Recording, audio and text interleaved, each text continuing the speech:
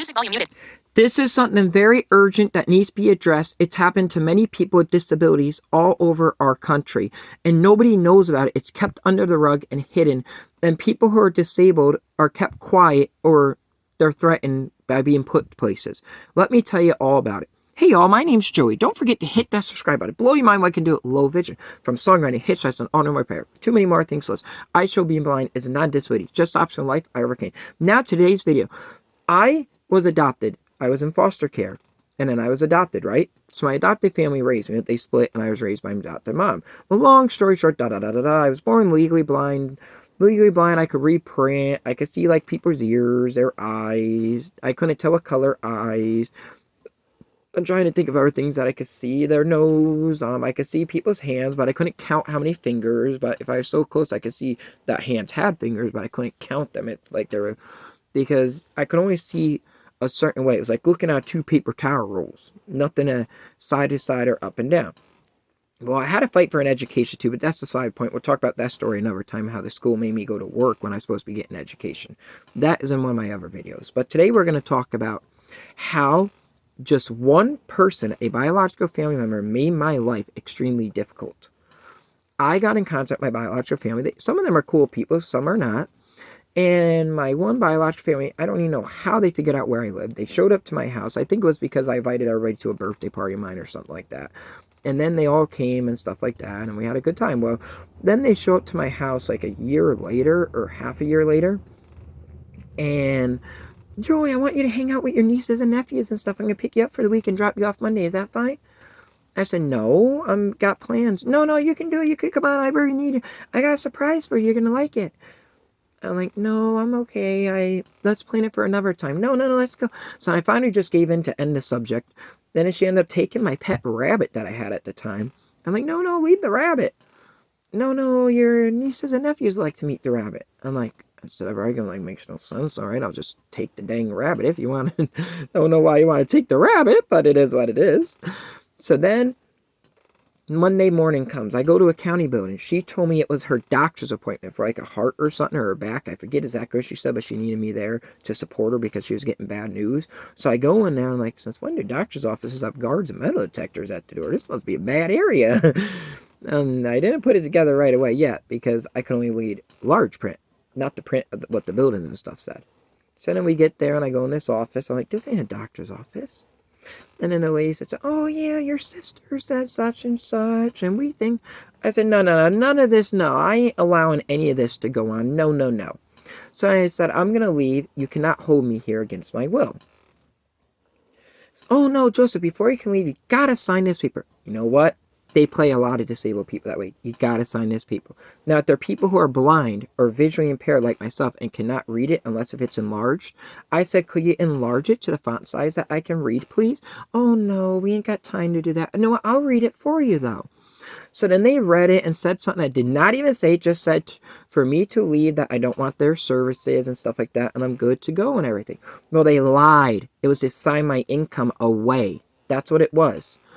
And then when I went to go pay my light bills, I couldn't do it. I went to go pay my lights. I'm like, oh no, my bank. Someone got into my bank. So I changed my credit card and stuff like that, thinking that would help. And my bank said, yeah, this should help it. Nope. Next paycheck was gone too. Then I researched, I asked the bank, can you tell me who was taking the money out of my bank? And then they did, and I found out it was a person that the state put in as a payee for me. And I said, where's my money? I need it for cab rides back and forth to work. I'm working. I want to keep the job. I don't want no assistance. I want to keep working like I am. Well, long story short, I lost my job. They wouldn't give me any more than $100 a month to live off of out of my paycheck. How are you going to pay for a cab out of $100 a month? How are you going to pay for food? How are you going to pay for everything you need out of $100 a month? You can't. So then from 2016, the ending part, into springtime 2021, I only had $100 a month to live off if I was working now. So then I decided not to work. I said, you know what? Forget this. They're going to take my paycheck away until I get through this. I ain't going to work. Why give them money? But then I got another job because I needed a job. I really need an income because I needed to, at least they would pay my bills, right? Wrong. They didn't do that either, right? I got evicted out of a couple places for them not even paying the bills. I got bills in my name that I owe because they never paid it that I'm paying off now. It's crazy, all the stuff I went through. And I'm not the only one. Now, there are other people who are disabled who also go through this abuse, but different ways. And I want to say, no lawyer would take my case. No lawyer would take these cases. You have to do your homework and research the laws that they cannot discriminate against and use the laws and write down all the names of the laws. Me, I went to a library and used Wi-Fi because I didn't have no internet or anything at my home. And I used my talking phone for the Wi-Fi and stuff like that. And I ended up able to learn laws, and I called a lawyer out of state. And he says, sir, I would take your case, but you can't afford me. The only way you can possibly get a lawyer is go out of state and get another lawyer from another state that might take the case. But most lawyers ain't going to go against the entire state and all the things that you're going after, because that's very hard to get out of. But I can guide you. You said you're legally blind. I said, yes. And he said, how about this? I'll call you back and leave a voicemail of everything you need to look. And I said, but my phone has no minutes. And I said, I have a text now number. Will that work? Yep. Give me your text now number. We'll do it that way. So he does that. Then he gives me also on my Facebook. I give my Facebook name, and he sent me a whole bunch of stuff on my Facebook, voice clips so I can hear. And then I ended up looking up those laws and stuff and got more and more. Then I called up. I said, listen, I want to bring this to trial. You want to bring it to trial? You're blind. You can't manage money.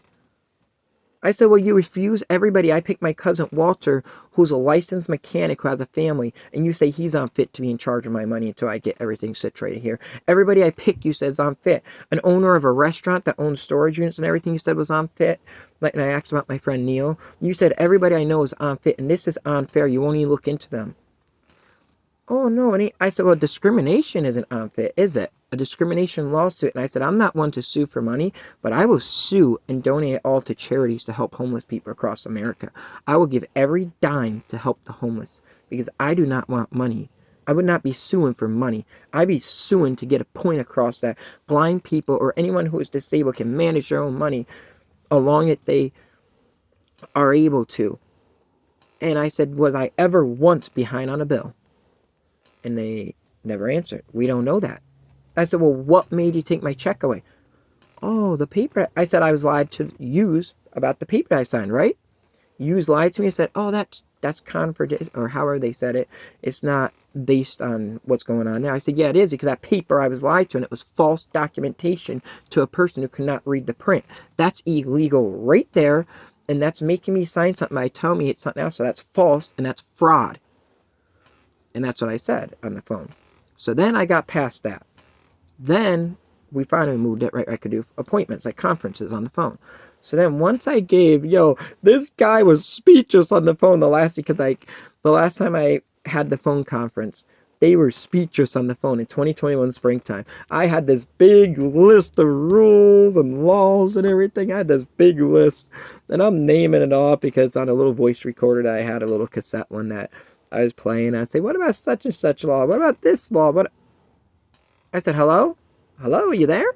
You there? And the guy didn't answer for a little bit. Joseph, we're giving you everything. You can be your own payee. End of this month, go and get a job. Whatever money you get will be yours. We're sorry we made a mistake. Once I advocated for myself, so you know what I said? If there's anyone else that needs advocating for or needs help with, I'd be glad to help them for free. Because what happened to me, I know has happened to many others. Because when I was researching, I was looking into those things. There's actually news articles all around the U.S. of things like that happening. And I'm like, that's crazy. Nobody even knows about it. And me, just a simple person, was able to advocate and use my voice and get my freedom back. They were even keeping my mail. I couldn't get my own mail. It all went to them. And when the stimulus checks came, they tried to keep my stimulus check. When COVID hit, I had to fight to get the stimulus check, I said, no, you can't touch that. Yes, we can, Joseph. You're your payee. We'll give you $100 out of it. No, you ain't gonna touch that. That is mine.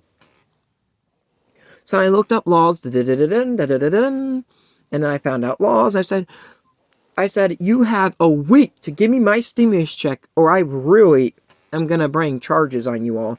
And I don't care if I have to go the next day, or I don't have to care if I have to go to the Supreme Court in Washington, D.C. I'm going to get my stimulus check. Then they gave me a stimulus check, but I never even got the letter Because everybody said that it was a letter stamped with the president's signature and stuff like that on it. I never got any of that because it was just a check written by New York State to Joseph. And I couldn't even get the exact stimulus check to take a picture of it to memorize, to like have something to say, wow, I made it through this pandemic. No, I struggled through the pandemic because I only got $100 a month. I was doing DoorDash on foot with one eyeball.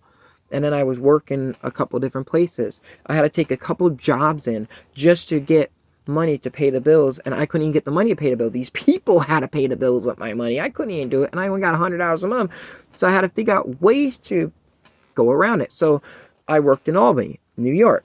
So then work would start at 10 a.m. I get there at 7 a.m. in the morning. Then I wouldn't leave until 1, 2 a.m. in the morning when I got that job. The job ended at 3 p.m., but that's the time that I got picked up at. I had to sit outside on the streets of Albany. I sat on this one little picnic table. I still remember the picnic table. I don't know if it's still there. It was down near the place where I was working. And I used to just sit down, wait all night. And being legally blind, my eye condition and cone rod dystrophy retina pigmentosa, I ended up, unfortunately, not able to see at night. So when it went dark, I only have one eye now. Remember, I lost my left eye in 2014, so my right eye was my only one that I could see straight ahead. I lost my right eye in 2024. But long story short, at nighttime, I was sitting there, couldn't see if anything came because I was completely blind in the dark. So Albany ain't the safest area. It's high in crime. So I'm sitting there, I'm like, I'm a sitting duck here at this table. But it was what it was. I sat winters, all winter, snow coming down, everything, just sat there. I'm like, yeah, it could be worse, I guess. People have it worse than me. At least I got a roof over my head. Some people don't have that. So it can't be that bad. I might have ripped up clothes because I can't afford clothes because they won't give me money to get clothes. They don't even give me money to do my own laundry at the laundromat. I can't even do that anymore. It is what it is. I'll make it by this. And that's what I kept telling myself. I remember my stepfather's words, you can overcome anything. And that's what got me to get my independence back from the state. And I was going to go to Florida. Then I called Florida and I said, listen, this nonsense going on. Oh, well, you got to get permission from New York State to go to Florida. Because if they're your payee and they have a person designed for it, you have to get permission from them. I'm my own human being. Ain't this a free country? Just because my vision impairment and nothing else hold me back, you're telling me this is going to hold me back? So then after that, I said, oh, I'm going to be trapped in New York State. Oh, no, I ain't. So then I really pushed and pushed hard. I was so desperate, I was thinking of just leaving and not just taking off, saving $100 a month, or trying to do odd jobs, working on people's cars or something and collecting extra money. But that's how desperate I was. I said, no, I'll move out of state without them knowing. I'll find a state that I could start all over in and get a new job. But then I'm like, wait, how would I do that? I'd be going by my name. I can't work, or they'll stop my check and they'll know where I am. I'm going to have to face this head on. Running away from the issue is not going to fix it. So then I end up finally standing my ground. And when I stood my ground, did those phone conferences and everything, the last time that guy, he was so shocked at all the laws and the disability rights and everything that I was naming off. The guy was speechless, and that's when I got my independence back. So I hope this video can help someone else to stay strong. It might take years from 2016, the end of 2016 to 2021 springtime it took me. So please don't give up. They want you to give up. They want you to stay silent. Don't do that. This is going on through you. You can find a trusted family member or friend. If you cannot be your own payee, that can be your payee. They cannot discriminate if you have someone who is fit to be your payee. Me, I'm my own. So now I'm in charge of my own paychecks, my own everything. So when I sell my merchandise with my music, because I'm a songwriter and singer and stuff, and then when I sell my merch, I get the money. When I work, I get the money. But unfortunately, now I'm having trouble finding a job because I'm completely blind. Nobody wants to hire a completely blind guy. I got 95 in automotive school and I can do work. Nobody wants to hire me. So now I'm in a whole nother thing. That's why I went to songwriting and singing. That's my career that I'm going to try out. We'll see how it works. And so far, it seems pretty cool. A little rough to get your foot through the door in some spots, but it works. But I look forward to seeing you all in the next COVID video. Remember, you are perfect the way you are. Don't ever change yourself for no one or nothing. And don't let no one tell you cannot do something. Someone takes your rights away from you. Don't just sit there and be quiet and don't do nothing. Just deal with what life gave you. If you know you can overcome it, do it the legal way and the proper way. And make sure you do it the responsible way. Now, sorry if you see me moving. I'm sitting in my rocking chair. I look forward to seeing you all in the next cool video. Don't forget to hit that subscribe button. I look forward to seeing you all in the next cool video. Peace. Stop recording video.